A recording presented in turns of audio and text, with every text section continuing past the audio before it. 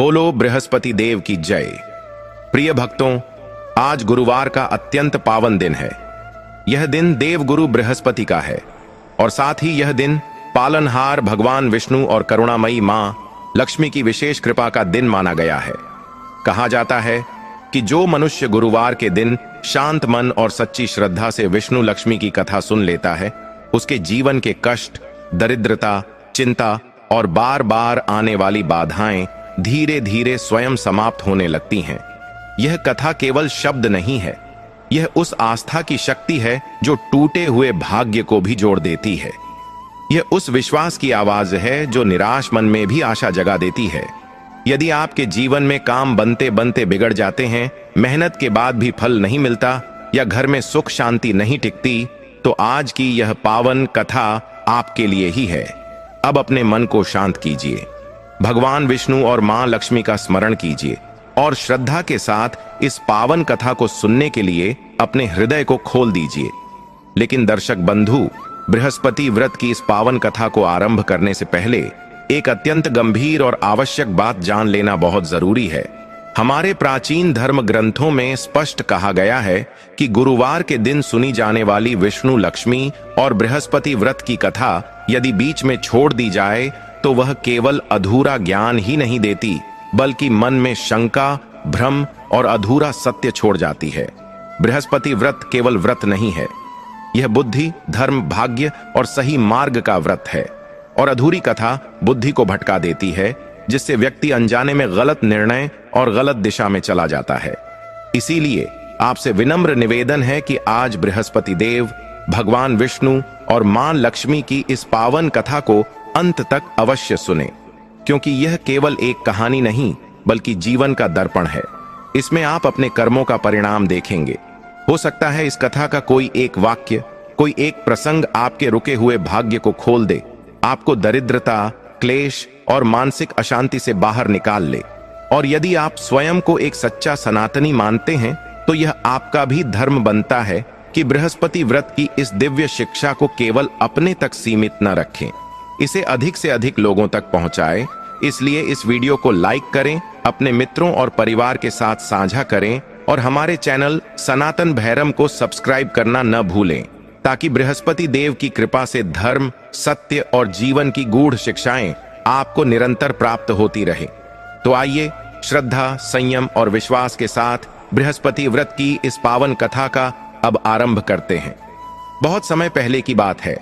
एक बहुत ही प्रतापी राजा हुआ करते थे, जिनका नाम था राजा विक्रमादित्य। उनका राज्य बहुत विशाल था और उनकी प्रजा बहुत ही खुशहाल थी। राजा विक्रमादित्य अपनी न्यायप्रियता और दानवीरता के लिए दूर दूर तक प्रसिद्ध थे। उनके राज्य में धन धान्य की कोई कमी नहीं थी। राजा के महल में हर तरह की सुख सुविधा मौजूद थी। उनकी पत्नी रानी देवयानी भी बहुत ही धार्मिक और सुशील महिला थीं। दोनों पति पत्नी मिलकर राज्य का पालन पोषण अपनी संतान की तरह करते थे। लेकिन कहते हैं ना कि इंसान के पास सब कुछ होते हुए भी कोई न कोई एक दुख ऐसा होता है जो उसे अंदर ही अंदर खाता रहता है। राजा विक्रमादित्य और रानी देवयानी के जीवन में भी एक बहुत बड़ा अभाव था। उनके कोई पुत्र नहीं था। ऐसा नहीं था कि उनकी कोई संतान नहीं थी। उनके घर में एक के बाद एक 5 पुत्रियों का जन्म हुआ था। 5 राजकुमारियां बहुत ही सुंदर और गुणवान थीं। राजा और रानी उनसे बहुत प्रेम करते थे, लेकिन राजा के मन में हमेशा एक ही चिंता लगी रहती थी कि उनके बाद इस विशाल राज्य को कौन संभालेगा, कौन उनका वंश आगे बढ़ाएगा। राजा विक्रमादित्य अक्सर इसी सोच में डूबे रहते थे। जब भी वह अपने दरबार में बैठते तो उन्हें अपने खाली सिंहासन की चिंता सताने लगती। जब वह महल में अपनी बेटियों को खेलते हुए देखते तो उन्हें खुशी तो होती, पर साथ ही मन में एक टीस भी उठती कि काश उनका एक भाई होता जो उनकी रक्षा कर सकता और इस राज्य का भार उठा सकता। रानी देवयानी राजा की इस उदासी को बखूबी समझती थीं। वह भी भगवान विष्णु की बहुत बड़ी भक्त थीं। वह दिन रात पूजा पाठ करती, दान पुण्य करती, केवल इसी कामना के साथ कि उनके घर में एक पुत्र का जन्म हो जाए। धीरे धीरे समय बीतता गया। राजा विक्रमादित्य की चिंता अवसाद में बदलने लगी। उन्हें अब राजकाज में भी मन नहीं लगता था। वह अक्सर अकेले अपने कक्ष में बैठे रहते या फिर शिकार के बहाने जंगल में चले जाते ताकि अपने मन की शांति ढूंढ सकें। प्रजा भी राजा के इस दुख से दुखी थी। हर कोई यही प्रार्थना करता था कि राजा को एक वारिस मिल जाए। कई बार राजा ने बड़े बड़े ऋषियों और मुनियों को बुलाकर यज्ञ और अनुष्ठान करवाए, लेकिन कोई फल नहीं मिला, मानो भाग्य ने उनसे मुंह मोड़ लिया हो। एक दिन राजा विक्रमादित्य अपने कक्ष में बहुत ही उदास बैठे थे। रानी देवयानी उनके पास आईं और बड़े ही स्नेह से उनके कंधे पर हाथ रखकर बोलीं, महाराज, आप इस तरह निराश क्यों होते हैं? ईश्वर के घर देर है, अंधेर नहीं। हमें अपनी भक्ति पर पूरा भरोसा रखना चाहिए। भगवान विष्णु हमारी पुकार जरूर सुनेंगे। राजा ने गहरी सांस ली और कहा, रानी, मैं भी यही चाहता हूं कि मेरा विश्वास बना रहे, लेकिन अब मेरी उम्र ढल रही है। अगर मुझे समय रहते पुत्र नहीं मिला तो मेरे जाने के बाद इस राज्य का क्या होगा? मेरी पुत्रियों का क्या होगा? यह चिंता मुझे सोने नहीं देती। उसी रात राजा विक्रमादित्य को स्वप्न में एक दिव्य वाणी सुनाई दी। स्वप्न में उन्होंने देखा कि एक बहुत ही तेजस्वी साधु उनसे कह रहे हैं, राजन, तुम अपने पूर्व जन्म के कर्मों के कारण पुत्र सुख से वंचित हो, लेकिन भगवान विष्णु बहुत दयालु हैं। अगर तुम सच्चे मन से उनकी शरण में जाओगे तो तुम्हारी मनोकामना अवश्य पूर्ण होगी। साधु ने आगे कहा, तुम्हारे भाग्य में पुत्र सुख है, लेकिन वह एक विशेष विधि से ही प्राप्त होगा। तुम्हें अपनी प्रजा में से किसी ऐसे व्यक्ति को खोजना होगा जो भगवान विष्णु का परम भक्त हो, चाहे वह किसी भी कुल या जाति का क्यों ना हो। उसके पुण्य प्रताप से ही तुम्हें पुत्र रत्न की प्राप्ति हो सकती है। सुबह जब राजा की आंख खुली तो उन्हें वह सपना एकदम सच सा लगा। उनके मन में एक नई आशा की किरण जाग उठी थी। उन्होंने तुरंत रानी देवयानी को अपने स्वप्न के बारे में बताया। रानी यह सुनकर बहुत प्रसन्न हुई। उन्होंने कहा, महाराज, यह अवश्य ही भगवान का संकेत है। हमें उस भक्त को ढूंढना चाहिए। राजा ने उसी दिन अपने राज्य के ज्योतिषियों और विद्वानों को बुलाया और उनसे सलाह ली। विद्वानों ने भी राजा की बात का समर्थन किया और कहा कि राजन, कभी कभी भगवान अपनी लीला दिखाने के लिए हमें विचित्र रास्ते दिखाते हैं। राजा ने निश्चय किया कि वह अब चुप नहीं बैठेंगे। उन्होंने अपने गुप्तचरों को राज्य की चारों दिशाओं में भेज दिया और आदेश दिया कि पता लगाओ कि राज्य में ऐसा कौन सा व्यक्ति है जो भगवान विष्णु की सबसे कठिन भक्ति करता है और जिसके आचरण में साक्षात धर्म बसता है। कई दिनों तक गुप्तचर इधर उधर भटकते रहे। अंत में उन्हें एक बहुत ही साधारण सी बस्ती में एक वैश्य व्यापारी परिवार के बारे में पता चला, लेकिन यह कोई आम व्यापारी नहीं था। खबर मिली कि उस व्यापारी की एक बेटी है जो भगवान विष्णु की अनन्य भक्त है, और वह कोई और नहीं बल्कि एक वैश्या जीवन जीने को मजबूर एक महिला थी, लेकिन उसका मन गंगा जैसा पवित्र था। यह बात जब राजा के कानों तक पहुंची तो वह चौंक गए। उन्होंने सोचा कि एक वैश्या और भगवान की इतनी बड़ी भक्त, ये कैसे संभव हो सकता है? समाज जिसे अच्छी नजर से नहीं देखता, वहां भक्ति का ऐसा रूप। राजा के मन में द्वंद्व चलने लगा। क्या उन्हें वहां जाना चाहिए? क्या एक राजा को वहां जाना शोभा देता है? लेकिन पुत्र प्राप्ति की चाहत और स्वप्न में मिले आदेश ने उन्हें विवश कर दिया। राजा ने सोचा कि भगवान तो भाव के भूखे होते हैं, वह यह नहीं देखते कि भक्त महलों में रहता है या झोपड़ी में। राजा विक्रमादित्य ने वेश बदला ताकि उन्हें कोई पहचान न सके, और वह उस बस्ती की ओर चल पड़े। शाम का समय था। जब वह उस घर के पास पहुंचे तो उन्हें अंदर से घंटी की मधुर ध्वनि और भगवान विष्णु की आरती के स्वर सुनाई दिए। राजा वहीं द्वार पर ठिठक गए। इतनी मधुर और भावपूर्ण आवाज उन्होंने पहले कभी नहीं सुनी थी। ऐसा लग रहा था जैसे साक्षात सरस्वती वहां विराजमान हो। राजा ने वहीं बाहर खड़े होकर पूरी आरती सुनी। आरती समाप्त होने के बाद राजा ने दरवाजा खटखटाया। दरवाजा खुला और सामने एक बहुत ही सौम्य और तेजवान कन्या खड़ी थी। उसके चेहरे पर एक अलग ही आभा थी। उसने राजा को साधारण वेशभूषा में देखकर भी बड़े आदर से प्रणाम किया और पूछा, कहिए भद्र पुरुष, आप कौन हैं और मैं आपकी क्या सेवा कर सकती हूं? राजा उसकी विनम्रता देखकर मोहित हो गए। उन्होंने अपना परिचय एक यात्री के रूप में दिया और कहा कि वह बहुत दूर से आए हैं और रात बिताने के लिए थोड़ी जगह चाहते हैं। उस कन्या ने, जिसका नाम सुशीला था, उन्हें ससम्मान अंदर बुलाया।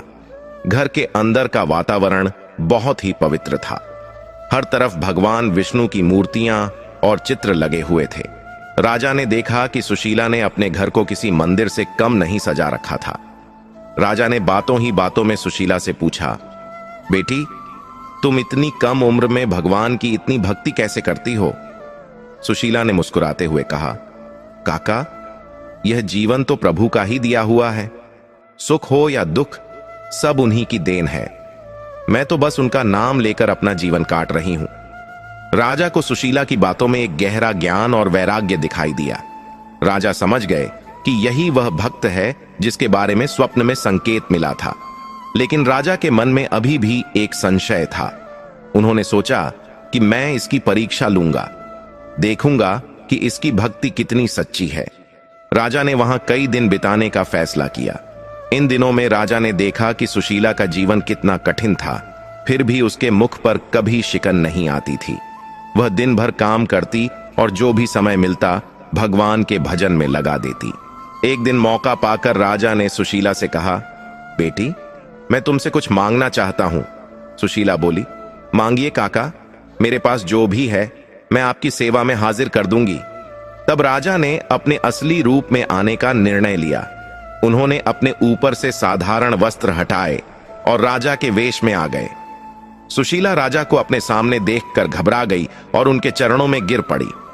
राजा ने उसे उठाया और कहा, डरो मत बेटी, मैं तुम्हारी भक्ति से बहुत प्रसन्न हूं। मैं निसंतान हूं और मुझे एक पुत्र की कामना है। मुझे स्वप्न में आदेश मिला है कि तुम्हारी भक्ति के प्रभाव से ही मेरा वंश आगे बढ़ सकता है। राजा की बात सुनकर सुशीला की आंखों में आंसू आ गए। उसने हाथ जोड़कर कहा, महाराज, मैं तो एक तुच्छ दासी हूं। मुझ में ऐसा क्या सामर्थ्य हो सकता है? लेकिन अगर मेरे पुण्य से आपके घर में खुशियां आ सकती हैं तो मैं अपना सर्वस्व अर्पण करने को तैयार हूं। राजा ने तब सुशीला के सामने एक प्रस्ताव रखा जो समाज के नियमों के विरुद्ध लग सकता था, लेकिन उस समय धर्म और ईश्वर की आज्ञा ही सर्वोपरि थी। राजा ने कहा कि तुम्हें मेरे साथ महल चलना होगा और विधि विधान से पूजा करनी होगी। राजा विक्रमादित्य का प्रस्ताव सुनकर सुशीला एक पल के लिए सन्न रह गई। उसके लिए यह किसी चमत्कार से कम नहीं था, लेकिन साथ ही उसके मन में समाज का डर भी बैठ गया था। वह जानती थी कि वह जिस समाज और जिस परिवेश से आती है उसे राजमहल में कभी सम्मान की नजर से नहीं देखा जाएगा।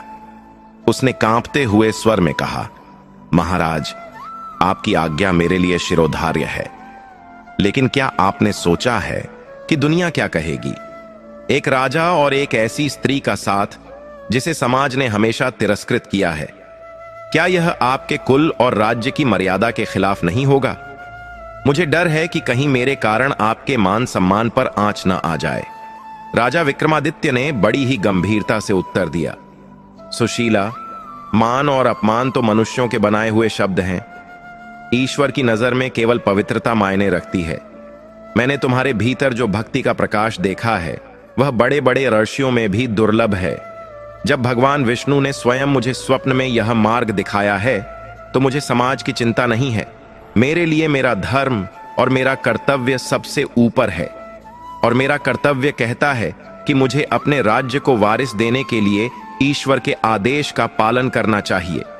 तुम निसंकोच मेरे साथ चलो। राजा के वचनों में इतना दृढ़ विश्वास देखकर सुशीला का संकोच थोड़ा कम हुआ।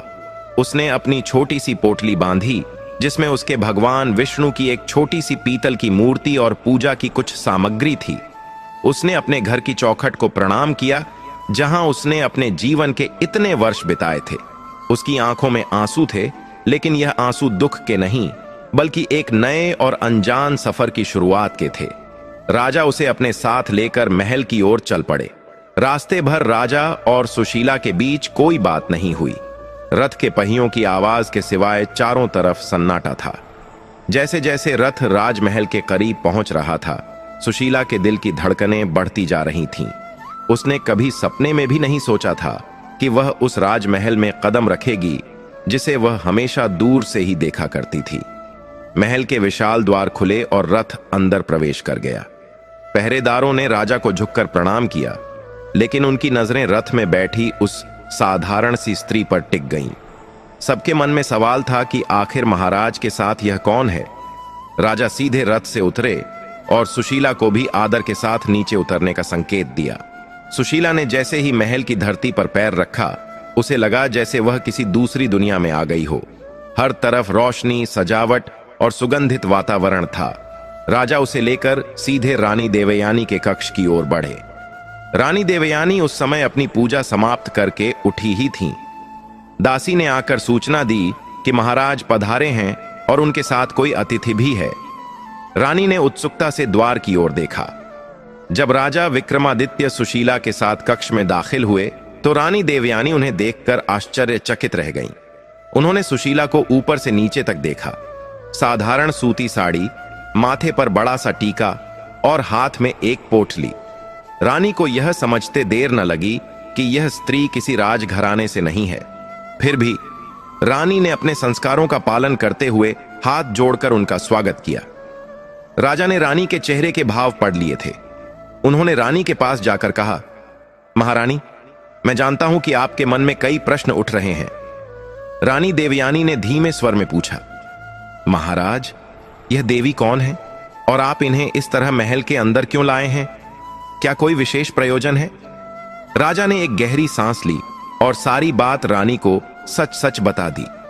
उन्होंने अपने स्वप्न के बारे में बताया, साधु की भविष्यवाणी के बारे में बताया और कैसे उन्हें सुशीला की खोज हुई, यह सब विस्तार से सुनाया। राजा ने अंत में जो कहा उसने रानी के पैरों तले जमीन खिसका दी। राजा ने कहा, देवी, साधु के कथनानुसार और ईश्वर की इच्छा को पूर्ण करने के लिए मैंने निर्णय लिया है कि मैं सुशीला को अपनी पत्नी के रूप में स्वीकार करूंगा। इसी के गर्भ से हमारे राज्य का वारिस जन्म लेगा। यह सुनते ही रानी देवयानी धम्म से वहीं रखे आसन पर बैठ गईं। उनकी आंखों से आंसू बह निकले। एक पत्नी के लिए यह सुनना कि उसका पति दूसरी शादी करने जा रहा है, वह भी एक ऐसी स्त्री से जिसका कुल और गोत्र अज्ञात है, बहुत बड़ा आघात था। रानी ने रोते हुए कहा, महाराज, क्या संतान प्राप्ति का यही एकमात्र उपाय बचा था?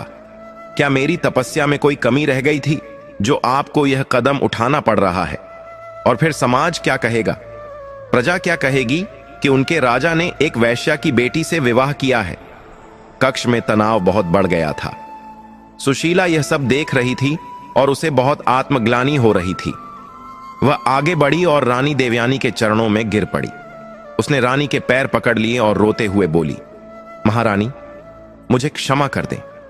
मैं आपके और महाराज के बीच दीवार बनने नहीं आई हूं। मैं तो केवल प्रभु की दासी हूं। अगर मेरी उपस्थिति से आपको थोड़ा भी कष्ट है तो मैं अभी इसी वक्त यहां से चली जाऊंगी। मैं नहीं चाहती कि मेरी वजह से आपके सुखी जीवन में कोई जहर घुले। सुशीला का यह समर्पण और उसकी विनम्रता देखकर रानी देवयानी का दिल पिघल गया।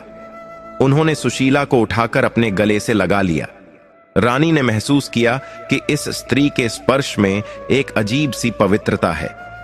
रानी ने अपने आंसू पोंछे और कहा, नहीं बहन, इसमें तुम्हारा कोई दोष नहीं है।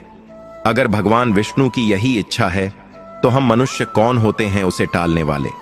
मैं भी चाहती हूं कि इस राज्य को एक वारिस मिले, चाहे वह किसी के भी माध्यम से आए। रानी ने राजा की ओर देखा और अपनी मूक सहमति दे दी। राजा विक्रमादित्य का मन यह देखकर भर आया। उन्होंने दोनों के सिर पर हाथ रखा। लेकिन असली परीक्षा तो अब शुरू होने वाली थी। महल की दीवारों के भी कान होते हैं। यह बात जंगल की आग की तरह पूरे महल में और फिर नगर में फैल गई कि राजा एक ऐसी स्त्री से विवाह करने जा रहे हैं जो कुलीन नहीं है। राज्य के महामंत्री और राजपुरोहित तुरंत राजा के पास दौड़े आए। उनके चेहरों पर क्रोध और चिंता साफ दिखाई दे रही थी।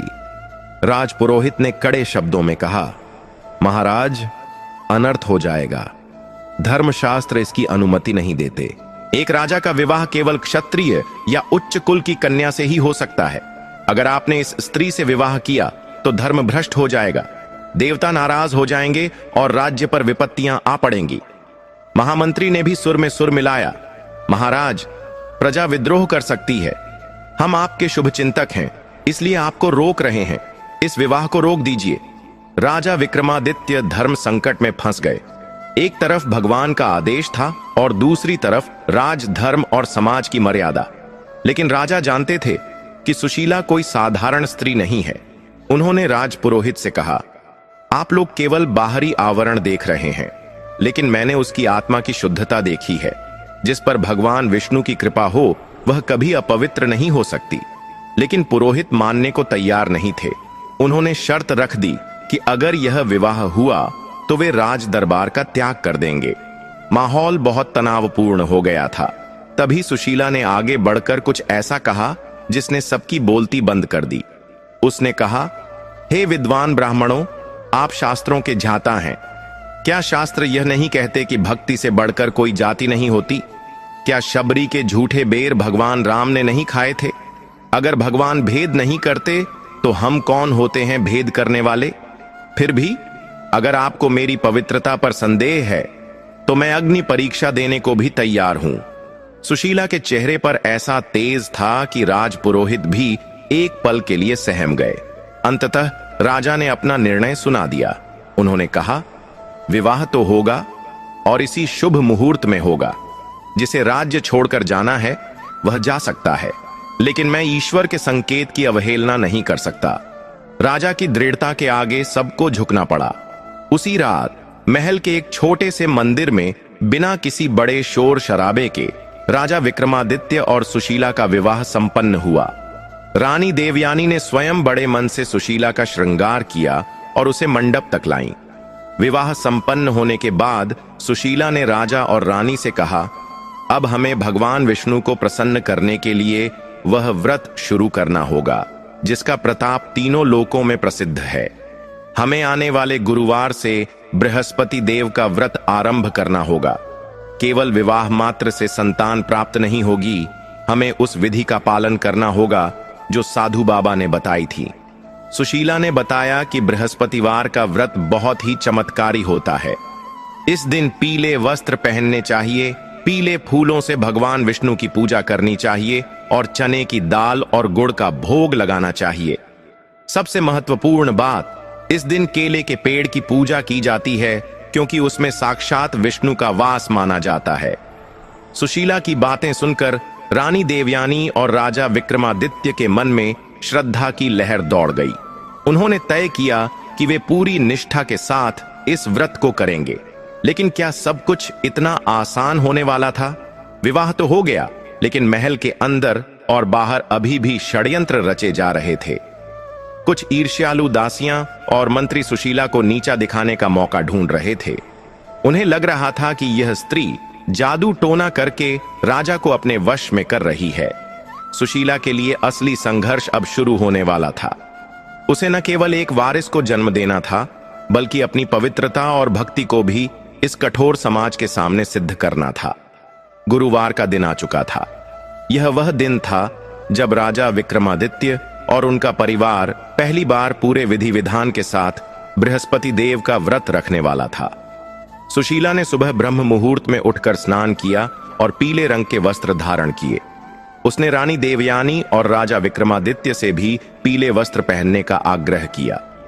सुशीला ने बताया कि बृहस्पतिवार के दिन पीला रंग भगवान विष्णु को अति प्रिय होता है और यह सुख समृद्धि का प्रतीक है। महल के आंगन में एक केले का पेड़ लगाया गया था। सुशीला ने उस जगह को गाय के गोबर से लीप कर पवित्र किया। उसने पूजा की थाली सजाई जिसमें चने की दाल, गुड़, मुनक्का, पीला चंदन, पीले फूल और हल्दी थी। सुशीला ने सबको समझाया कि इस व्रत में मन की शुद्धता सबसे ज्यादा जरूरी है। उसने कहा, आज के दिन हमें किसी की निंदा नहीं करनी है, झूठ नहीं बोलना है और मन में केवल नारायण का ध्यान रखना है। आज के दिन घर में कपड़े धोना और बाल धोना वर्जित है, क्योंकि ऐसा करने से बृहस्पति देव नाराज होते हैं और घर की लक्ष्मी चली जाती है। राजा और रानी सुशीला की एक एक बात को बड़े ध्यान से सुन रहे थे। उन्हें ऐसा लग रहा था जैसे कोई गुरु उन्हें ज्ञान दे रहा हो। तीनों ने मिलकर केले के पेड़ की जड़ में जल चढ़ाया और हल्दी चंदन से पूजन किया। सुशीला ने चने की दाल और गुड़ का भोग लगाया। इसके बाद सुशीला ने बृहस्पति देव की कथा सुनाना शुरू किया। उसकी आवाज में इतना रस था कि वहां मौजूद हर व्यक्ति मंत्रमुग्ध हो गया। हवाएं भी मानो थम गई थीं। पूजा समाप्त होने के बाद सबने आरती की और प्रसाद ग्रहण किया। राजा ने महसूस किया कि उनके मन में जो बेचैनी महीनों से थी वह आज अचानक शांत हो गई है। एक अजीब सी सकारात्मक ऊर्जा पूरे महल में फैल गई थी। लेकिन जैसा कि डर था, महल के कुछ लोग इस शांति से खुश नहीं थे। राजपुरोहित और कुछ मंत्री जो राजा के इस विवाह के खिलाफ थे, वे छुपकर यह सब देख रहे थे। वे आपस में कानाफूसी करने लगे। एक मंत्री ने कहा, देखो कैसे इस साधारण स्त्री ने हमारे राजा और रानी को अपने वश में कर लिया है। अब तो महल में वही होता है जो यह कहती है। अगर ऐसा ही चलता रहा तो जल्द ही राजकाज में भी इसका दखल हो जाएगा। हमें कुछ करना होगा। उन लोगों ने एक षड्यंत्र रचा। उन्होंने सोचा कि अगर हम किसी तरह इस व्रत को खंडित कर दें या कुछ ऐसा करें जिससे राजा का विश्वास इस पर से उठ जाए तो हमारा काम बन जाएगा। अगले गुरुवार को जब पूजा की तैयारी हो रही थी तो एक दासी, जिसे उन मंत्रियों ने रिश्वत देकर अपनी ओर कर लिया था, चुपके से रसोई में गई। पूजा के लिए जो भोग बन रहा था उसने उसमें जानबूझकर नमक डाल दिया। बृहस्पति व्रत के भोजन में नमक का त्याग करना होता है और अगर कोई गलती से भी नमक खा ले तो व्रत टूट जाता है। वह दासी अपना काम करके वहां से खिसक गई। पूजा का समय हुआ, भोग लगाया गया। जब प्रसाद बांटने की बारी आई तो सबसे पहले राजा विक्रमादित्य ने हाथ बढ़ाया। जैसे ही राजा उस प्रसाद को मुंह में डालने वाले थे, तभी अचानक एक चमत्कार हुआ। महल के बाहर बंधे हुए घोड़े जोर जोर से हिनहिनाने लगे और एक तेज आंधी का झोंका आया, जिससे पूजा की थाली हिल गई और राजा के हाथ से प्रसाद छूटकर जमीन पर गिर गया। सब लोग घबरा गए। राजा ने इसे अपशकुन माना। सुशीला तुरंत समझ गई कि कुछ तो गड़बड़ है। उसने गिरी हुई दाल को उठाया और उसे चींटियों के पास रख दिया। तभी उसने देखा कि चींटियां उस दाल को नहीं खा रही हैं, बल्कि उससे दूर भाग रही हैं। सुशीला ने ध्यान से उस प्रसाद को देखा और उसे सूंघा। उसने राजा से कहा, महाराज रुकिए, इस प्रसाद में नमक मिला है।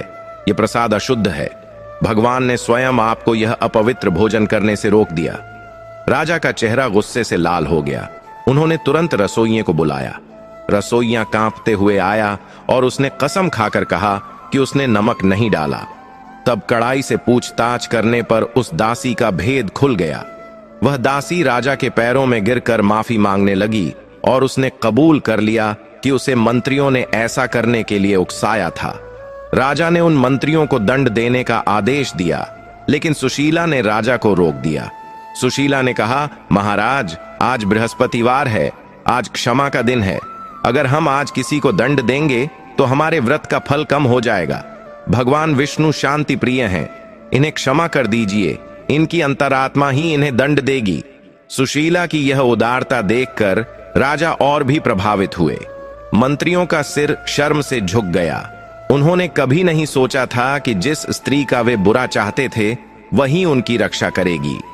उस दिन के बाद से महल के कर्मचारियों के मन में सुशीला के लिए आदर बढ़ गया। समय अपनी गति से चलता रहा।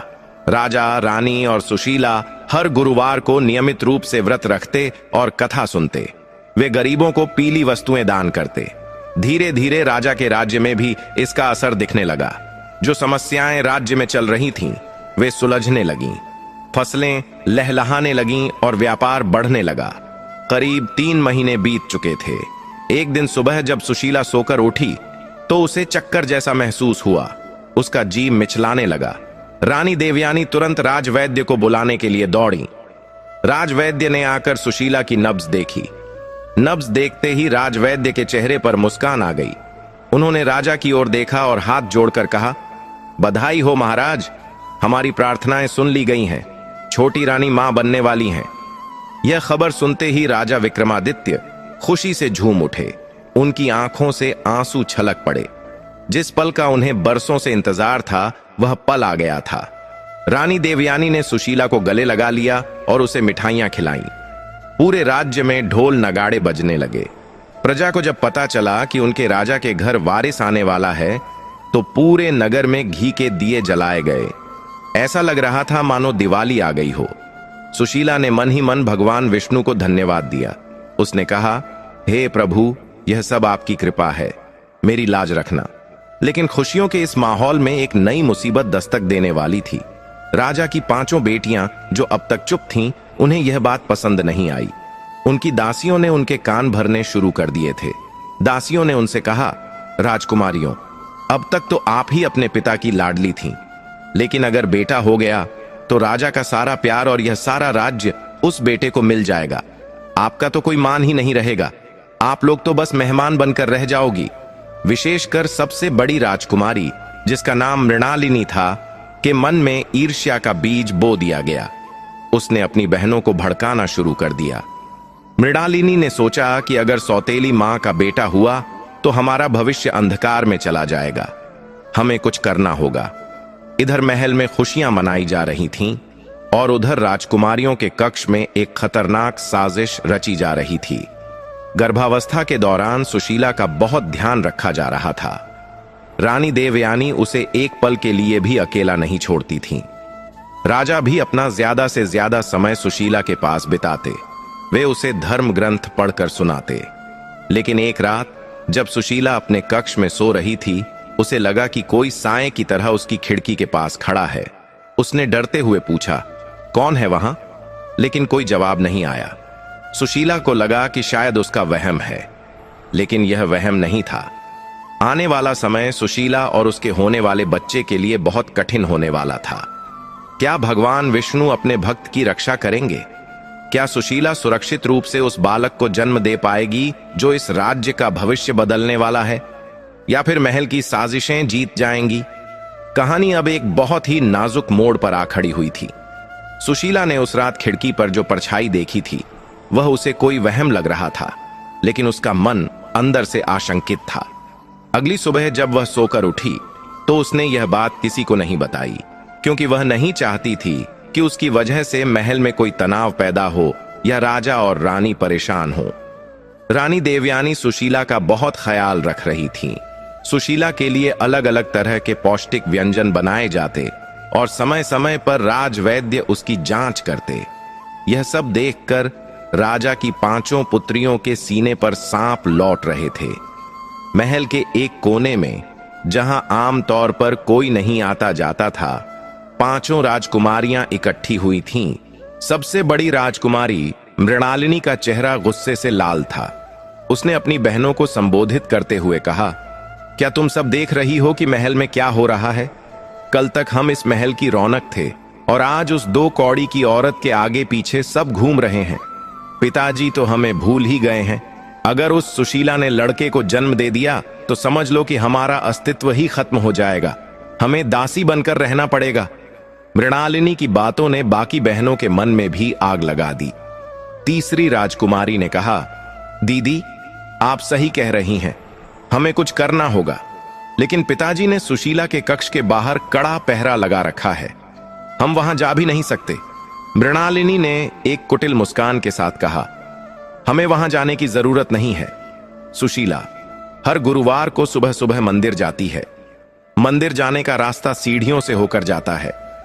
अगर उन सीढ़ियों पर कुछ ऐसा कर दिया जाए कि उसका पैर फिसल जाए तो न रहेगा बांस और न बजेगी बांसुरी। बच्चा भी गिरेगा और सुशीला भी नहीं बचेगी। यह योजना बहुत ही खतरनाक थी, लेकिन ईर्ष्या ने राजकुमारियों की मति भ्रष्ट कर दी थी।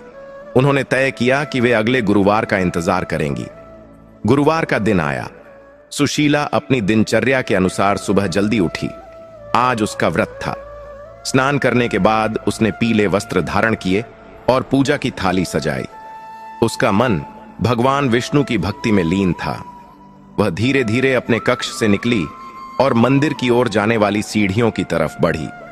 उसे जरा भी अंदाजा नहीं था कि मौत उसका इंतजार कर रही है।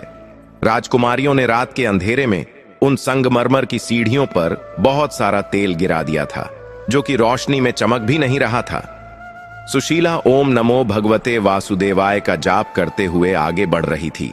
वह सीढ़ियों के बिल्कुल करीब पहुंच चुकी थी। वह पहला कदम बढ़ाने ही वाली थी कि तभी अचानक एक बंदर कहीं से कूदकर वहां आ गया। महल में आमतौर पर बंदर नहीं आते थे, लेकिन उस दिन न जाने कहां से वह आ टपका। बंदर ने सुशीला के हाथ से पूजा की थाली में रखा हुआ एक केला झपट लिया और उसी तेल वाली सीढ़ी पर कूद गया।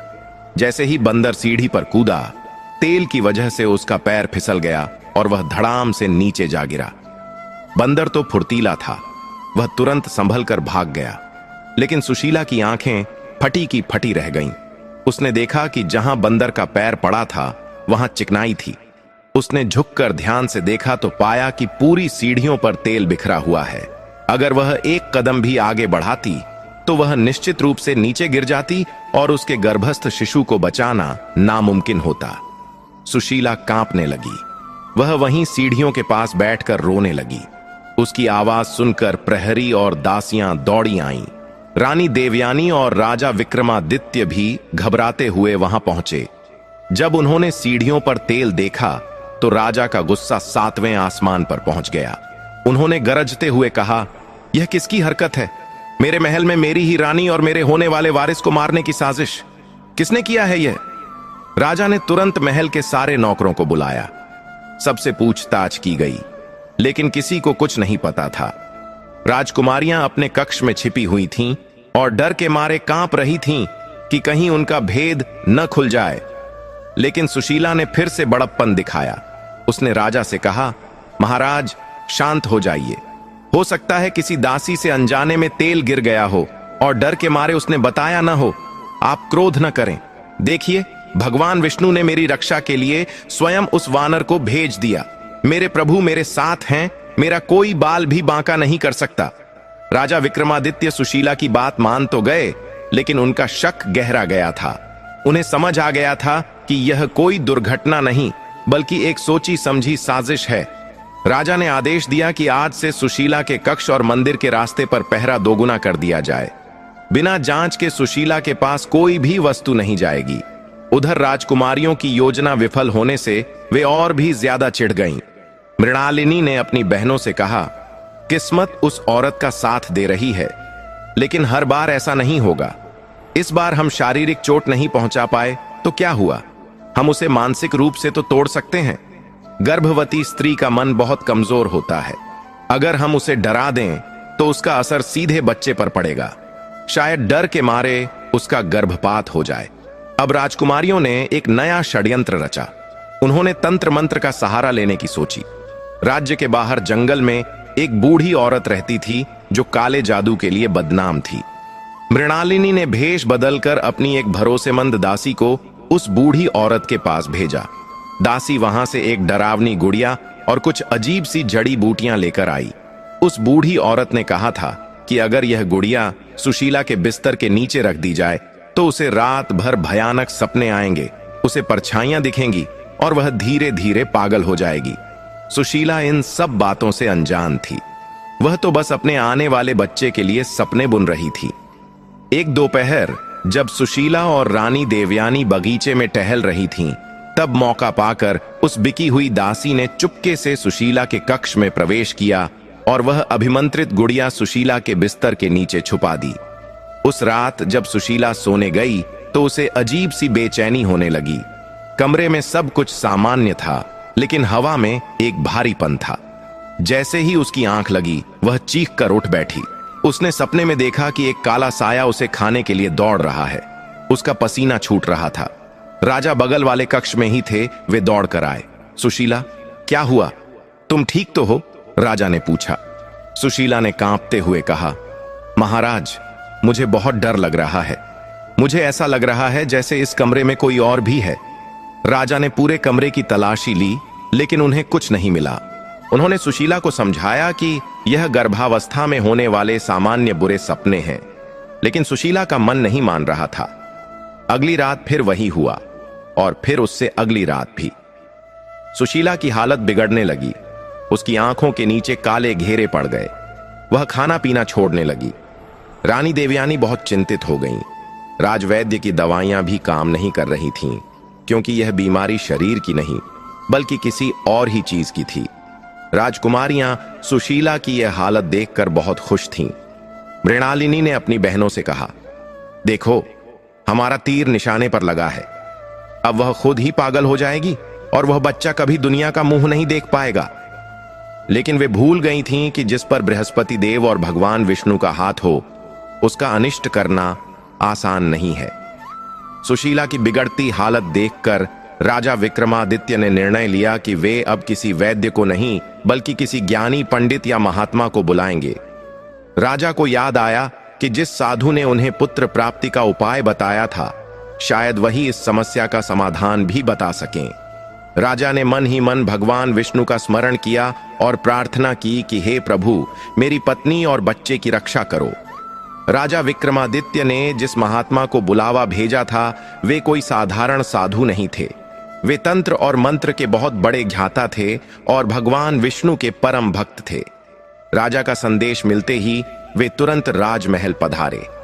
राजा विक्रमादित्य ने द्वार पर ही उनका स्वागत किया और उन्हें आदर सहित सुशीला के कक्ष में ले गए। सुशीला बिस्तर पर पड़ी थी, उसका शरीर पीला पड़ चुका था और वह बेहोशी की हालत में कुछ बड़बड़ा रही थी। रानी देवयानी उसके सिरहाने बैठी रो रही थीं। महात्मा ने कक्ष में प्रवेश करते ही अपने कदम रोक दिए। उनकी भौहें तन गईं। उन्होंने अपनी आंखें बंद कीं और कुछ क्षणों तक ध्यान लगाया। फिर उन्होंने राजा की ओर देखकर गंभीर स्वर में कहा, राजन, इस कक्ष में हवा शुद्ध नहीं है। यहां किसी बीमारी का नहीं बल्कि किसी नकारात्मक शक्ति का वास है। किसी ने रानी सुशीला और उनके गर्भस्थ शिशु को नुकसान पहुंचाने के लिए बहुत ही घृणित तंत्र प्रयोग किया है। राजा विक्रमादित्य यह सुनकर सन्न रह गए। उन्होंने पूछा, महात्मा जी, इसका उपाय क्या है? हम इसे कैसे रोक सकते हैं? महात्मा ने अपने कमंडल से थोड़ा जल निकाला और कुछ मंत्र पढ़ते हुए पूरे कक्ष में छिड़क दिया। फिर वह धीरे धीरे चलते हुए सुशीला के बिस्तर के पास पहुंचे। उन्होंने बिस्तर की ओर इशारा करते हुए राजा से कहा, राजन, अनर्थ की जड़ इसी बिस्तर के नीचे है, इसे हटाइए। राजा ने तुरंत सेवकों को बुलाकर बिस्तर हटाने का आदेश दिया। जैसे ही बिस्तर हटाया गया, वहां का नजारा देखकर सबकी रूह कांप गई। वहां कोने में एक काले कपड़े में लिपटी हुई एक डरावनी गुड़िया रखी थी, जिस पर लाल रंग से कुछ अजीब निशान बने हुए थे और उसमें कई सुइयां चुभी हुई थीं। ये वही गुड़िया थी जो राजकुमारी की दासी ने वहां छिपाई थी। महात्मा ने राजा को उसे हाथ लगाने से मना किया। उन्होंने अपनी झोली से चिमटा निकाला और उस गुड़िया को उठाया। उन्होंने कहा, देखिए राजन, यही है वह काला जादू जो रानी के प्राणों का प्यासा बना हुआ था। जैसे जैसे इस गुड़िया को कष्ट दिया जा रहा था, वैसे वैसे रानी सुशीला को पीड़ा हो रही थी। अगर आज रात यह गुड़िया यहां रहती तो शायद कल का सूरज रानी नहीं देख पाती। महात्मा ने तुरंत कक्ष के बीच में एक छोटा सा हवन कुंड बनवाया। उन्होंने उस गुड़िया को उस कुंड में डाला और जोर जोर से भगवान विष्णु के नृसिंह अवतार के मंत्रों का जाप करने लगे। जैसे ही उन्होंने गुड़िया में आग लगाई, उसमें से अजीब सी चटकने की आवाजें आने लगीं और काला धुआं निकलने लगा। जैसे जैसे गुड़िया जलकर राख हो रही थी, बिस्तर पर लेटी सुशीला के चेहरे का तनाव कम होता जा रहा था। उसकी सांसें जो अब तक भारी थीं, वे अब शांत होने लगी थीं। कुछ ही देर में गुड़िया पूरी तरह जलकर खाक हो गई। महात्मा ने उस राख को एक पोटली में बांध लिया और राजा से कहा, राजन, इसे तुरंत राज्य के बाहर बहते हुए जल में प्रवाहित करवा दीजिए। संकट टल गया है। भगवान विष्णु ने अपनी भक्त की रक्षा कर ली है। तभी सुशीला ने धीरे से अपनी आंखें खोली। उसे ऐसा महसूस हो रहा था जैसे उसके सीने से कोई बहुत भारी बोझ हटा लिया गया हो। उसने चारों तरफ देखा और राजा को अपने पास पाकर राहत की सांस ली। सुशीला को होश में देखकर राजा और रानी देवयानी की खुशी का ठिकाना न रहा। राजा ने महात्मा के चरण पकड़ लिए और कहा, महाराज, आपने आज मेरे वंश को बचा लिया। मैं आपका आरणी रहूंगा, लेकिन मुझे यह बताइए कि मेरे महल में ऐसा कौन सा शत्रु छिपा है जो मेरे ही घर का विनाश चाहता है। मुझे उसका नाम बताइए, मैं उसे मृत्यु दंड दूंगा। महात्मा ने शांत भाव से कहा, राजन, क्रोध मत कीजिए। शत्रु बाहर का नहीं बल्कि आपके अपने ही घर का है, लेकिन अब भी उसका नाम उजागर करने का समय नहीं आया है। पाप का घड़ा जब भर जाएगा तो वह अपने आप फूट जाएगा। अभी आपको रानी सुशीला की सुरक्षा और भी कड़ी करनी होगी। उसे नकारात्मक ऊर्जा से बचाने के लिए उसके गले में यह रक्षा सूत्र बांध दीजिए। महात्मा ने एक अभिमंत्रित धागा सुशीला की कलाई पर बांध दिया। उधर राजकुमारियां अपने कक्ष में बैठीं, यह सब पता लगा रही थीं कि वहां क्या हो रहा है। जब उन्हें पता चला कि महात्मा ने गुड़िया ढूंढ ली है और उसे जला दिया है, तो वे डर के मारे थर थर कांपने लगीं। मृणालिनी का चेहरा फक पड़ गया। वह जानती थी कि काले जादू का नियम होता है कि अगर वह काट दिया जाए तो उसका उल्टा असर करवाने वाले पर भी हो सकता है। राजकुमारियों को अब डर सताने लगा कि कहीं राजा को उनके बारे में पता न चल जाए। उस रात महल में तो शांति हो गई, लेकिन राजकुमारियों की नींद उड़ गई। मृणालिनी ने अपनी बहनों से कहा, हम बाल बाल बचे हैं। अगर पिताजी को पता चल गया होता कि यह गुड़िया हमने रखवाई थी तो वे हमें जिंदा दीवार में चुनवा देते। हमें अब कुछ दिनों तक शांत रहना होगा। कोई भी ऐसा काम नहीं करना जिससे किसी को हम पर शक हो। अगले कुछ हफ्तों तक महल में सब कुछ ठीक चला। सुशीला अब पूरी तरह स्वस्थ थी। वह रोज नियम से बृहस्पति देव की पूजा करती और विष्णु सहस्त्र नाम का पाठ करती। उसका तेज दिन ब दिन बढ़ता जा रहा था। राजा विक्रमादित्य ने महल की सुरक्षा इतनी कड़ी कर दी थी कि अब परिंदा भी पर नहीं मार सकता था। लेकिन बुराई इतनी आसानी से हार कहां मानती है। समय बीतता गया और सुशीला के प्रसव का समय निकट आने लगा। 9 महीने पूरे होने वाले थे। राजवैद्य ने बताया कि किसी भी दिन बच्चे का जन्म हो सकता है। महल में एक अलग ही उत्साह था, लेकिन इसी उत्साह के बीच एक नई मुसीबत दस्तक देने वाली थी। इस बार हमला किसी इंसान का नहीं, बल्कि कुदरत का, या यूं कहें कि परिस्थितियों का होने वाला था। जिस दिन सुशीला को प्रसव पीड़ा शुरू हुई, उसी रात राज्य में एक भयंकर तूफान आया। ऐसा तूफान जो पहले कभी नहीं देखा गया था। बिजली कड़क रही थी, मूसलाधार बारिश हो रही थी, महल के दिए बुझ रहे थे और इसी अंधेरे और तूफानी रात में सुशीला दर्द से तड़प रही थी। उस रात प्रकृति का रौद्र रूप देखकर ऐसा लग रहा था मानो प्रलय आ गई हो। हवाएं इतनी तेज थीं कि महल के मजबूत खंभे भी कांप रहे थे। बादलों की गड़गड़ाहट से लोगों के दिल दहल रहे थे। राजा विक्रमादित्य अपने कक्ष में बेचैनी से टहल रहे थे। उनकी नजर बार बार उस कक्ष के बंद दरवाजे पर जा रही थी जहां सुशीला प्रसव पीड़ा से जूझ रही थी।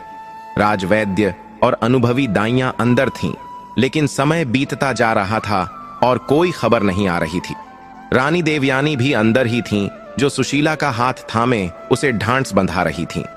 सुशीला का शरीर दर्द से टूट रहा था, लेकिन उसके होठों पर केवल एक ही नाम था, हे नारायण, हे मधुसूदन। बाहर बिजली की चमक हर बार कमरे को रोशन कर देती थी और सुशीला के चेहरे पर छाई वेदना साफ दिखाई देती थी। दाइयों के चेहरे पर चिंता की लकीरें थीं। उनमें से एक ने धीरे से रानी देवयानी से कहा, महारानी, स्थिति बहुत जटिल है। बच्चा गर्भ में अपनी जगह बदल रहा है। अगर जल्दी ही प्रसव नहीं हुआ तो मां और बच्चे दोनों के प्राणों को खतरा हो सकता है। यह सुनकर रानी देवयानी घबरा गईं, लेकिन उन्होंने सुशीला को यह महसूस नहीं होने दिया। उन्होंने सुशीला के माथे पर हाथ फेरते हुए कहा, हिम्मत मत हारो सुशीला, भगवान विष्णु तुम्हारी परीक्षा ले रहे हैं। बस कुछ पल और, फिर तुम्हारी गोद में खुशियां होंगी। तभी आकाश में एक बहुत भयंकर बिजली कड़की। उसकी आवाज इतनी तेज थी कि लगा जैसे आसमान फट गया हो, और ठीक उसी क्षण महल के उस कक्ष से एक नवजात शिशु के रोने की आवाज गूंज उठी। उआ, उआ की वह आवाज उस तूफानी रात में संगीत की तरह गूंज गई। और तभी एक चमत्कार हुआ। जैसे ही बच्चे ने जन्म लिया और उसकी पहली किलकारी गूंजी, बाहर चल रहा भयंकर तूफान एक ही पल में शांत हो गया। जो हवाएं पेड़ों को उखाड़ने पर तुली थीं, वे अब मंद मंद शीतल बयार में बदल गईं। मूसलाधार बारिश रुक गई और बादलों के बीच से पूर्णिमा का चांद निकल आया। प्रकृति में आया यह अचानक बदलाव देखकर हर कोई हैरान रह गया। ऐसा लग रहा था मानो प्रकृति स्वयं उस बालक के स्वागत में शांत हो गई हो। अंदर दाई ने खुशी से चिल्लाते हुए कहा, बधाई हो महारानी, बधाई हो सुशीला, एक अत्यंत तेजस्वी पुत्र का जन्म हुआ है। सुशीला, जो दर्द से निढाल हो चुकी थी, उसने जैसे ही पुत्र शब्द सुना, उसके चेहरे पर एक दिव्य मुस्कान आ गई। उसने अपनी अधखुली आंखों से अपने बेटे को देखने की कोशिश की। दाई ने बच्चे को साफ करके पीले रंग के रेशमी वस्त्र में लपेटा और उसे सुशीला की गोद में रख दिया। बच्चे का चेहरा सूर्य के समान चमक रहा था। उसकी आंखों में एक अजीब सी गहराई थी।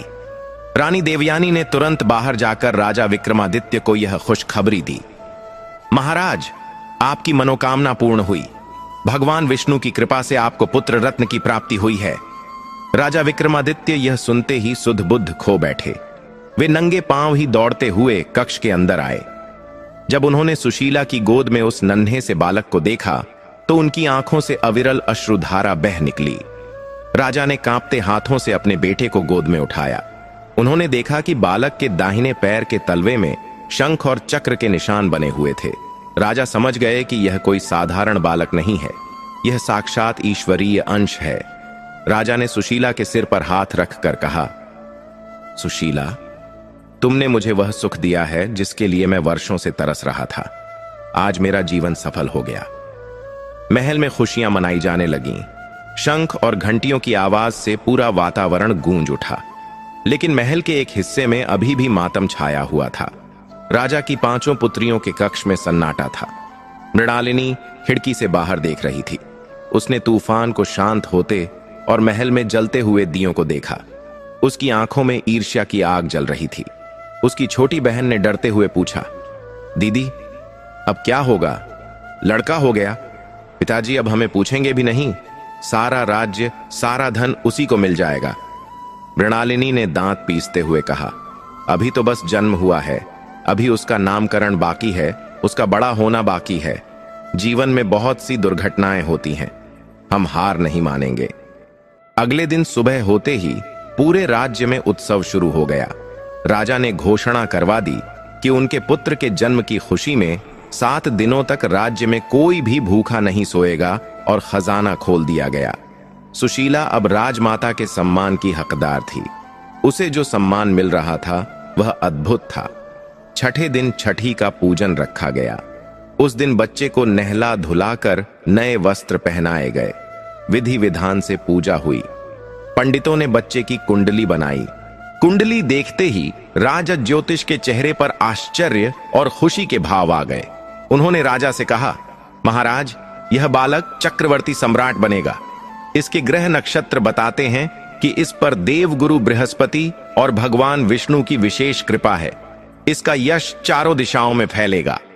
राजा ज्योतिष की बात सुनकर राजा का सीना गर्व से चौड़ा हो गया। लेकिन तभी ज्योतिष ने एक चेतावनी भी दी।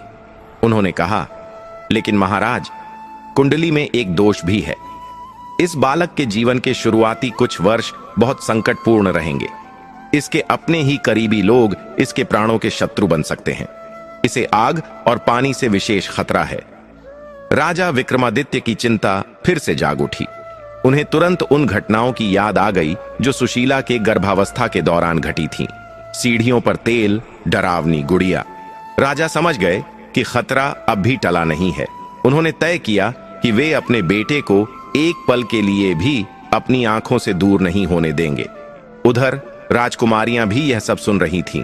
जब उन्होंने आग और पानी वाली बात सुनी तो मृणालिनी के दिमाग में एक शैतानी योजना ने जन्म ले लिया। उसने सोचा, अच्छा, तो आग और पानी से खतरा है, तो क्यों ना हम इसी को हथियार बनाएं। कुछ दिन और बीते। सुशीला अपने बेटे की देखभाल में मग्न थी। वह उसे प्यार से गोपाल बुलाती थी। एक दिन दोपहर के समय सुशीला अपने कक्ष में गोपाल को सुलाकर स्नानागार, बाथ हाउस में स्नान करने गई थी। गोपाल पालने में सो रहा था। कक्ष के बाहर पहरेदार थे, लेकिन कक्ष के अंदर एक पिछले दरवाजे से, जो दासियों के आने जाने के लिए था, वहां से एक साया अंदर दाखिल हुआ। यह साया मृणालिनी की सबसे विश्वासपात्र दासी का था। उसने अपना चेहरा ढका हुआ था। उसके हाथ में एक पोटली थी। उसने देखा कि गोपाल गहरी नींद में है। उसने जल्दी से पोटली खोली। उस पोटली में बिच्छू थे, जहरीले काले बिच्छू। मृणालिनी की योजना थी कि ये बिच्छू बच्चे को डंक मार देंगे और सबको लगेगा कि यह एक दुर्घटना थी। दासी ने कांपते हाथों से उन बिच्छुओं को पालने में छोड़ दिया। बिच्छू धीरे धीरे रेंगते हुए नन्हे गोपाल की ओर बढ़ने लगे। दासी वहां से चुपचाप निकल गई। सुशीला अब भी स्नान ही कर रही थी। पहरेदार बाहर मुस्तैद थे। अंदर नन्हा गोपाल मौत के साए में अकेला था। एक काला बिच्छू गोपाल के कोमल पैर के पास पहुंच गया। नन्हे गोपाल के पालने में मौत रेंग रही थी। वह काला और जहरीला बिच्छू अपनी पूंछ उठाए बिल्कुल तैयार था। गोपाल का कोमल हाथ उस बिच्छू के ठीक सामने था। एक पल की देरी और अनर्थ हो जाता, लेकिन कहते हैं ना, जाको राखे साइयां, मार सके न कोई। जिस बच्चे की रक्षा स्वयं बृहस्पतिवार देव और जगत के पालनहार भगवान विष्णु कर रहे हों, उसे काल भी कैसे छू सकता है। पालने के अंदर गोपाल ने नींद में ही अपना हाथ हिलाया। उसका हाथ सीधे बिच्छू के ऊपर नहीं, बल्कि बिच्छू के ठीक बगल में पड़े एक छोटे से खिलौने पर जा लगा। खिलौना लुढ़क कर बिच्छू से टकराया। बिच्छू इस अचानक हुई हलचल से घबरा गया और उसने अपना डंक उस खिलौने पर ही मार दिया। खिलौने से टकराकर बिच्छू का संतुलन बिगड़ गया और वह पालने के किनारे से फिसलता हुआ नीचे फर्श पर जा गिरा। उसी क्षण स्नानागार में सुशीला को एक बहुत ही अजीब सी घबराहट महसूस हुई। उसका दिल जोर जोर से धड़कने लगा। उसे ऐसा लगा जैसे उसका बेटा उसे पुकार रहा है। वह गीले बालों में ही बिना पूरी तरह तैयार हुए दौड़ती हुई अपने कक्ष की ओर भागी।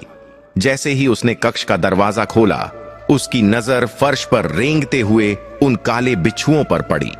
सुशीला के मुंह से एक जोर की चीख निकल गई, गोपाल! सुशीला अपनी जान की परवाह किए बिना सीधे पालने की ओर झपटी। उसने देखा कि एक बिच्छू पालने के पाए पर चढ़ने की कोशिश कर रहा था।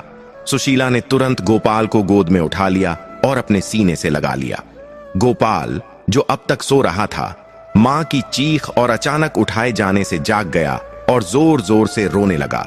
सुशीला की चीख सुनकर बाहर खड़े पहरेदार भाले लेकर अंदर दौड़े। उन्होंने फर्श पर रेंगते हुए उन जहरीले बिच्छुओं को देखा। पहरेदारों ने तुरंत अपनी तलवारों और जूतों से उन बिच्छुओं को मार डाला। कक्ष में शोर सुनकर राजा विक्रमादित्य और रानी देवयानी भी वहां पहुंच गए। जब राजा ने मरे हुए बिच्छुओं को देखा तो उनका चेहरा क्रोध से तमतमा उठा। उन्होंने गरजते हुए पूछा, यह कैसे हुआ? मेरे महल के सबसे सुरक्षित कक्ष में, जहां परिंदा भी पर नहीं मार सकता, वहां ये जहरीले बिच्छू कहां से आए? यह कोई दुर्घटना नहीं है, यह एक हमला है। राजा ने तुरंत उस कक्ष की बारीकी से तलाशी लेने का आदेश दिया। सैनिकों ने कोना कोना छान मारा। तभी एक सैनिक को कमरे के पिछले दरवाजे के पास एक रेशमी कपड़ा मिला, जिस पर कुछ अजीब सी गंध आ रही थी। यह वही कपड़ा था जिसमें दासी बिच्छुओं को लपेट कर लाई थी। हड़बड़ी में वह कपड़ा वहीं गिर गया था। राजा ने उस कपड़े को सूंघा। उसमें से जंगल की गीली मिट्टी और मरे हुए जानवरों जैसी बदबू आ रही थी। राजा समझ गए कि यह काम किसी बाहरी का नहीं है। कोई है जो महल के रास्तों को जानता है और जिसे यह भी पता था कि सुशीला कब स्नान करने जाती है। राजा ने अपनी तलवार निकाल ली और कसम खाई, आज मैं उस नागिन को ढूंढ निकालूंगा जो मेरे बेटे को डसने की कोशिश कर रही है। लेकिन मृणालिनी बहुत चालाक थी। उसने अपनी उस दासी को, जिसने यह काम किया था, पहले ही महल से दूर अपने ननिहाल भेज दिया था और यह अफवाह फैला दी थी कि वह दासी बीमार है। जब राजा ने पूछताछ की तो कोई सुराग हाथ नहीं लगा। एक बार फिर अपराधी बच निकला था, लेकिन राजा की नींद अब हराम हो चुकी थी। इस घटना के बाद राजा विक्रमादित्य ने गोपाल की सुरक्षा और भी कड़ी कर दी। अब सुशीला के कक्ष के बाहर केवल राजा के सबसे विश्वसनीय अंगरक्षक ही खड़े रहते थे। किसी भी दासी या सेवक को सीधे बच्चे के पास जाने की अनुमति नहीं थी। खाना भी पहले राजा या रानी देवयानी छकते, उसके बाद ही सुशीला को दिया जाता, ताकि दूध के जरिए बच्चे तक जहर न पहुंचे। समय का पहिया घूमता रहा। भगवान विष्णु की कृपा से गोपाल धीरे धीरे बड़ा होने लगा। वह बालपन की उन सारी बाधाओं को पार करता गया जो उसकी सौतेली बहनें उसके लिए खड़ी करती थीं।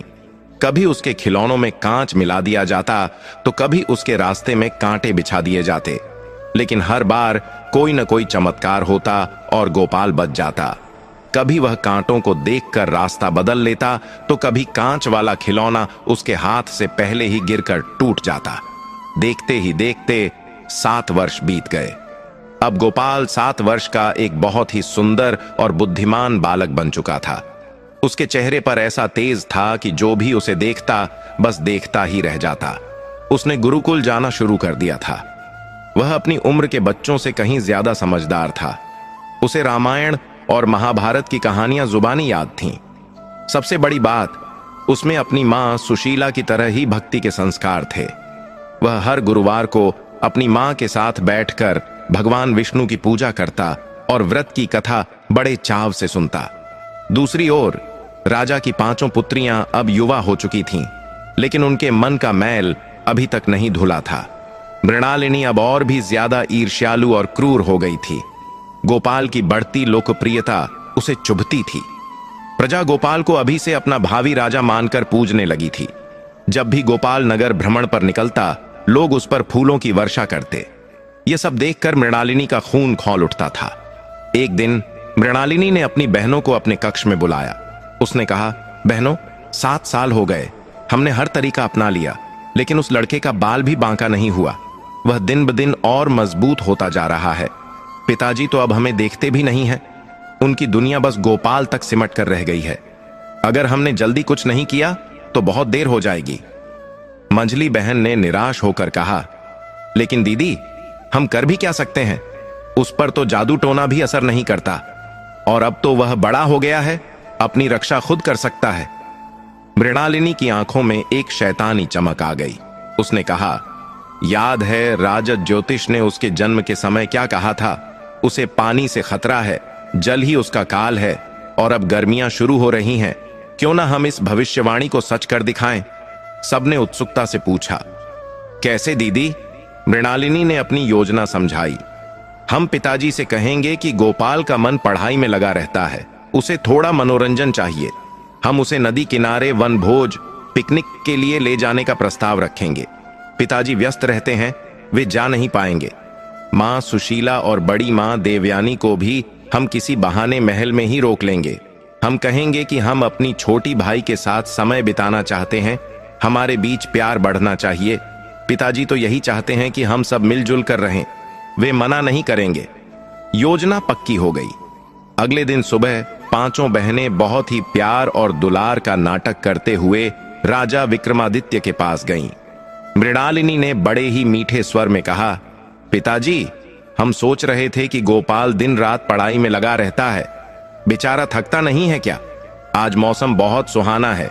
अगर आपकी आज्ञा हो तो हम गोपाल को नगर के बाहर यमुना नदी के किनारे सैर पर ले जाएं। हम सब भाई बहन मिलकर खेलेंगे, भोजन करेंगे और शाम तक लौट आएंगे। राजा विक्रमादित्य अपनी बेटियों के मुंह से ऐसी बातें सुनकर गदगद हो गए। उन्हें लगा कि समय के साथ उनकी बेटियों के मन में गोपाल के लिए प्रेम एक जाग गया है। राजा हमेशा से यही चाहते थे कि उनका परिवार एक हो जाए। राजा ने खुश होकर कहा, यह तो बहुत अच्छी बात है, तुम लोग जरूर जाओ, लेकिन ध्यान रखना, नदी गहरी है, गोपाल को पानी के पास अकेला मत छोड़ना। मृणालिनी ने मन ही मन हंसते हुए कहा, जी पिताजी, हम उसका पूरा ध्यान रखेंगे। सुशीला का मन नहीं मान रहा था। जब उसे पता चला कि गोपाल अपनी बहनों के साथ जा रहा है तो उसे घबराहट होने लगी। उसने राजा से कहा, महाराज, क्या यह उचित होगा? गोपाल अभी छोटा है और नदियां उफान पर हैं। राजा ने उसे समझाया, सुशीला, तुम व्यर्थ ही चिंता करती हो, वे उसकी बहनें हैं, और फिर मैं साथ में अंगरक्षक भी भेजूंगा। उन्हें आपस में घुलने मिलने का मौका दो, इससे परिवार में शांति आएगी। सुशीला राजा की आज्ञा टाल नहीं सकी। उसने गोपाल को तैयार किया, उसे पीली धोती पहनाई और माथे पर केसर का तिलक लगाया। उसने गोपाल की कलाई पर बंधा रक्षा सूत्र कस दिया और उसे गले लगाकर कहा, बेटा, नदी के ज्यादा पास मत जाना और अपनी दीदियों का कहना मानना। गोपाल ने हंसते हुए मां के चरण स्पर्श किए और कहा, मां, आप चिंता न करें, मैं शाम तक वापस आ जाऊंगा। गोपाल अपनी बहनों के साथ रथ में बैठकर महल से निकला। राजा ने सुरक्षा के लिए 4 घुड़सवार सैनिक साथ भेजे थे, लेकिन मृणालिनी ने इसकी भी काट सोच रखी थी। जैसे ही वे जंगल के रास्ते में पहुंचे, मृणालिनी ने सैनिकों से कहा, सैनिकों, तुम लोग यहीं रुको और हमारे लौटने का इंतजार करो। हम नदी किनारे एकांत में अपने भाई के साथ खेलना चाहते हैं। तुम्हारे साथ होने से गोपाल खुलकर खेल नहीं पाएगा।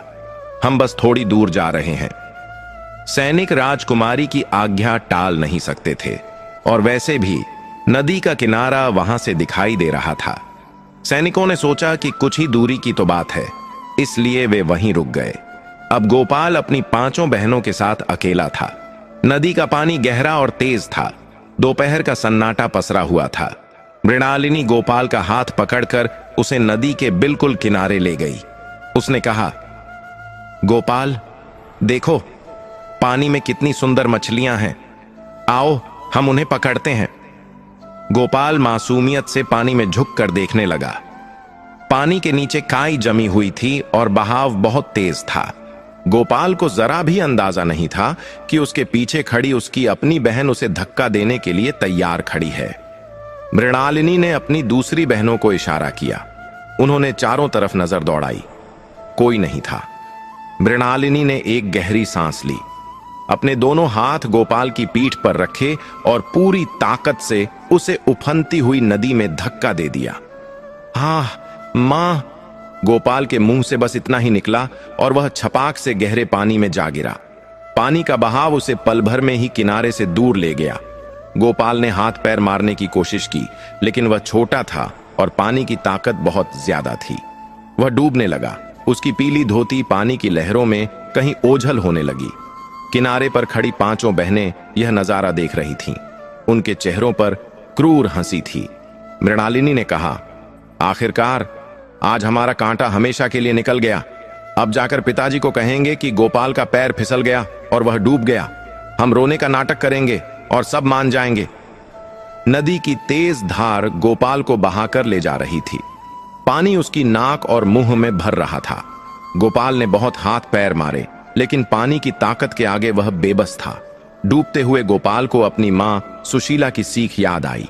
उसने मन ही मन पुकारा, हे विष्णु भगवान, हे गुरु बृहस्पति, मेरी रक्षा करो।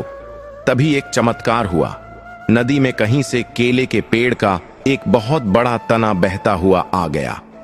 बृहस्पतिवार के व्रत में केले के वृक्ष की ही पूजा होती है और आज उसी केले के तने ने गोपाल के लिए जीवन रक्षक का काम किया। गोपाल ने झटपटाते हुए उस तने को कसकर पकड़ लिया। वह तना उसे बहाते हुए नदी के दूसरे किनारे पर ले गया, जहां पानी का बहाव कम था। किनारे पर एक बहुत ही तेजस्वी वृद्ध साधु बैठे थे। उनके चेहरे पर सूर्य सा तेज था और उन्होंने पीले वस्त्र धारण किए हुए थे। असल में वह कोई और नहीं बल्कि स्वयं देव गुरु बृहस्पति थे, जो एक साधु के वेश में अपने नन्हे भक्त की रक्षा के लिए आए थे। उन्होंने गोपाल को पानी से बाहर निकाला, उसकी पीठ थपथपाकर पानी बाहर निकाला और उसे होश में लाए। उधर 5 बहनें रोने धोने का नाटक करती हुई सैनिकों के पास पहुंची। मृणालिनी ने घड़ियाली आंसू बहाते हुए कहा, अनर्थ हो गया, गोपाल का पैर फिसल गया और वह नदी में डूब गया। हमने उसे बचाने की बहुत कोशिश की, पर बहाव बहुत तेज था। सैनिकों के हाथ पांव फूल गए। वे बदहवास होकर महल की ओर भागे। जब यह खबर राजा विक्रमादित्य और रानी सुशीला तक पहुंची तो महल में कोहराम मच गया। राजा अपने रथ पर सवार होकर पागलों की तरह नदी की ओर दौड़े। सुशीला भी नंगे पांव उनके पीछे दौड़ी। वह विलाप कर रही थी, मेरे प्रभु ऐसा नहीं कर सकते, मेरा गोपाल मुझे छोड़कर नहीं जा सकता। नदी किनारे पहुंचकर राजा ने देखा कि उनकी बेटियां रोने का नाटक कर रही हैं। राजा नदी में कूदने ही वाले थे कि तभी उनकी नजर दूसरे किनारे पर पड़ी। वहां उन्होंने देखा कि एक साधु गोपाल का हाथ पकड़े खड़े हैं और गोपाल बिल्कुल सुरक्षित है। राजा और सुशीला नाव लेकर तुरंत उस पार गए। गोपाल को जीवित देखकर सुशीला ने उसे छाती से लगा लिया और फूट फूट कर रोने लगी। राजा ने उस साधु के चरणों में गिरकर प्रणाम किया और कहा, हे महात्मा, आप कौन हैं? आपने मेरे पुत्र को नया जीवन दिया है। साधु मुस्कुराए और बोले, राजन, जीवन देने वाला मैं कौन होता हूं? जिसकी रक्षा स्वयं हरि करते हैं उसे कोई मार नहीं सकता। लेकिन आज तुम्हारे घर का एक कड़वा सच तुम्हारे सामने आना जरूरी है। साधु ने राजा की 5 बेटियों की ओर इशारा करते हुए कहा, यह बालक फिसला नहीं था, बल्कि इसे जानबूझकर मौत के मुंह में धकेला गया था। और यह काम किसी और ने नहीं, तुम्हारी इन 5 पुत्रियों ने किया है। यह सुनते ही राजा विक्रमादित्य के पैरों तले जमीन खिसक गई। उन्होंने अपनी बेटियों की ओर देखा। साधु के तेज और अपनी चोरी पकड़े जाने के डर से 5 बहनें कांपने लगीं। वे घुटनों के बल गिर पड़ीं और सच कबूल कर लिया। मृणालिनी रोते हुए बोली, पिताजी, हमें माफ कर दीजिए। ईर्ष्या ने हमें अंधा कर दिया था। हम डर गए थे कि गोपाल के आने से हमारा महत्व खत्म हो जाएगा। राजा का क्रोध ज्वालामुखी की तरह फट पड़ा। उन्होंने तलवार खींच ली और कहा, तुम्हें बेटी कहते हुए भी मुझे शर्म आ रही है। तुमने अपने ही छोटे भाई की जान लेने की कोशिश की। इसके लिए केवल एक ही सजा है, मृत्युदंड। राजा वार करने ही वाले थे कि सुशीला ने राजा का हाथ पकड़ लिया। सुशीला ने कहा, नहीं महाराज, रुक जाइए। आज बृहस्पतिवार का पवित्र दिन है। आज के दिन हिंसा नहीं होनी चाहिए। और देखिए, हमारा गोपाल सुरक्षित है। भगवान ने हमारी लाज रख ली। अगर भगवान इन्हें जीवित रख सकते हैं तो हमें इन्हें मारने का क्या अधिकार है। इन्हें क्षमा कर दीजिए। इनका पश्चाताप ही इनकी सबसे बड़ी सजा है। सुशीला की यह दयालुता देखकर साधु रूपी देवगुरु बृहस्पति बहुत प्रसन्न हुए। वे अपने असली दिव्य रूप में प्रकट हो गए। चारों ओर प्रकाश फैल गया। सबने नतमस्तक होकर उन्हें प्रणाम किया। देवगुरु बृहस्पति ने कहा, राजन, तुम्हारी पत्नी सुशीला की भक्ति और क्षमाशीलता महान है। इसी के पुण्य प्रताप से आज तुम्हारा पुत्र जीवित है और तुम्हारा परिवार टूटने से बच गया। जो मनुष्य बृहस्पतिवार का व्रत करता है, चने की दाल और गुड़ से विष्णु जी का भोग लगाता है और केले के वृक्ष की पूजा करता है, उसके जीवन में कभी अकाल मृत्यु नहीं होती और उसके घर में सदा लक्ष्मी का वास रहता है। भगवान के दर्शन पाकर पांचों बहनों का हृदय परिवर्तन हो गया। उन्होंने सुशीला और गोपाल के पैर पकड़कर माफी मांगी। सुशीला ने उन्हें गले लगाया और अपनी बेटियों की तरह स्वीकार किया। इसके बाद राजा विक्रमादित्य अपने पूरे परिवार के साथ खुशी खुशी महल लौटे। मृणालिनी और उसकी बहनों ने ईर्ष्या त्याग दी और वे भी अब नियम से बृहस्पतिवार का व्रत करने लगीं। कुछ वर्षों बाद गोपाल बड़ा होकर एक महान और न्यायप्रिय राजा बना। उसके राज्य में प्रजा बहुत सुखी थी और घर घर में भगवान विष्णु और बृहस्पति देव की पूजा होने लगी। इस कहानी से हमें यह शिक्षा मिलती है कि जा को राखे साइयां, मार सके न कोई। ईश्वर की भक्ति में वो शक्ति है जो मौत को भी मात दे सकती है। ईर्ष्या मनुष्य का विनाश करती है, जबकि क्षमा और प्रेम से शत्रु भी मित्र बन जाते हैं। बृहस्पतिवार व्रत करने से मनुष्य की सभी मनोकामनाएं पूर्ण होती हैं और जीवन के सारे कष्ट दूर हो जाते हैं। ओम जय बृहस्पति देव हरे, सदा करो कल्याण हरे। ज्ञान बुद्धि के दाता, तुम सब संकट हरिता हरे। पीत वासन धारण करते, पीत पुष्प अति प्यारे। देव गुरु कहलाते हो, सबके भाग्य सवारे। धन वैभव विद्या देते, जीवन पथ उजियारे। जीवन पथ उजियारे। जो नर नारी ध्यान करे, कष्ट सभी हर डारे। ओम जय बृहस्पति देव हरे। बृहस्पति व्रत जो करता, मन से नियम निभाए। मन से नियम निभाए। घर में सुख शांति बसती, कभी न दुख सताए। ओम जय बृहस्पति देव हरे, सदा करो कल्याण हरे। ज्ञान बुद्धि तुम दाता, संकट हरता हरे। ओम जय बृहस्पति देवा। बोलो बृहस्पति देव महाराज की जय। विष्णु भगवान की जय।